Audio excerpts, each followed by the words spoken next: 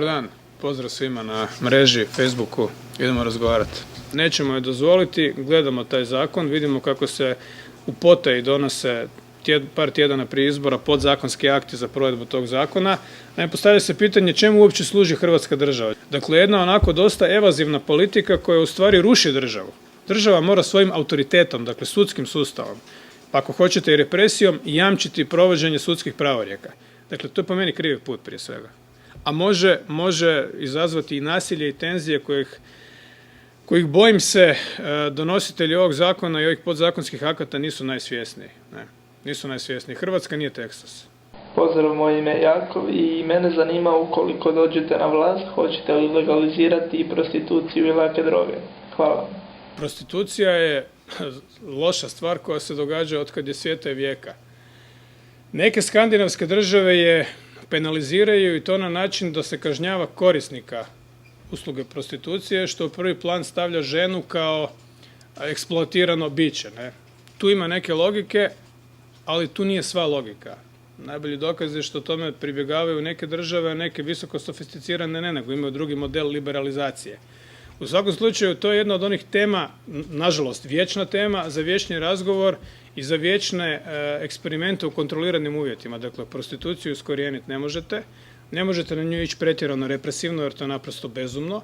Morate stvarati uvjete u društvu da prostitucija postane, ajmo sad ovako, prije svega posao kojim se nitko u Hrvatskoj, ipak smo mi jedno svoje društvo, neće baviti. Ovdje govorimo o dekriminalizaciji određenih lakih droga. Dakle, dekriminalizaciji to je nešto što naši politički suparnici uporno i brutalno pokušavaju zloupotrijebiti i prikazati nas kao narkomane i opijene ovisnike o opijatima. Međutim, to je u civiliziranom svijetu realnost. Dakle, zašto bi si policija nabijala statistike tako da privede, 20 klinaca kojima je našla jedan dah marihuane u džepu. Mislim, to su gluposti. Dakle, zna se ko tu treba biti pod udarom. To su dileri. To treba bez ikakve milosti tamaniti. Mislim, ne doslovno tamaniti, nego tamaniti u ovom socijalnom smislu i represivnom smislu. Dobar dan. Ja sam Saška i studentica sam pravnog fakulteta. Vjerujem da ću jednoga dana potražiti posao u svojoj struci. Zanima me kako ćete spriječiti ovaj već vrlo poznati scenarij da prvo 3 godine budem na burzi tražeći posao, a onda na kraju i odselim iz Hrvatske trbuhom za kruhom. Nemogućnost zapošljavanja mladih osoba je veliki problem. Kako mu mislite doskočiti? Poticajne mjere za one koji zapošljavaju nove radnike, naročito mlade ljude, kroz jedan od oblika o kojima smo govorili. Prije svega poreznih, odnosno doprinosnih olakšica kroz prvih godinu ili dvije dana. To je nekako naše razmišljanje i to mislimo primijeniti.